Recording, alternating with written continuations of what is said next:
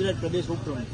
આજે CYSS team સાથે અમે સૌરાષ્ટ્ર યુનિવર્સિટી ખાતે રજૂઆત કરવા આવ્યા હતા, જેની અંદર મુખ્ય મુદ્દાઓ એ હતા કે યુનિવર્સિટી દ્વારા જે વિવિધ વિદ્યાશાખાની પરીક્ષાઓ લેવામાં આવે છે ત્યારે 4 થી 5 મહિના થયા હોવા છતાં તેના પરિણામો જાહેર કરવામાં આવેલ નથી ઘણી વિદ્યાશાખાઓની અંદર.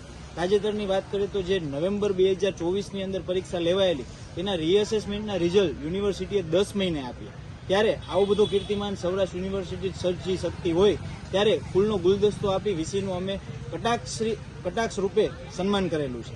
ત્યારે આ ઉપરાંતની વાત કરીએ તો કોલેજના જે પીએચડી ગાઈડ છે એને આ વર્ષથી યુનિવર્સિટી કન્ટિન્યુ કરવા નથી જઈ રહી એવી વિચારણા ચાલે છે. ત્યારે અમારી એ પણ રજૂઆત છે કે જે અત્યાર સુધી પીએચડી ગાઈડ તરીકે ફરજ બજાવતા હોય કોલેજના, ત્યારે કોલેજના કોઈ વાકે કે યુનિવર્સિટીના નિયમો ફરવાને કારણે એ ગાઈડ સાથે ચોખ્ખી રીતે અન્યાય થયેલો જોવા મળે. ત્યારે આવા અનેક મુદ્દે અમે રજૂઆત કરવા આવ્યા હતા. જો લેવાયેલી પરીક્ષાના પરિણામો તાત્કાલિક ધોરણે જાહેર કરવામાં નહીં આવે તો આગામી દિવસોમાં મોટી સંખ્યામાં વિદ્યાર્થીઓને સાથે રાખી ઉગ્ર આંદોલન કરવામાં આવશે.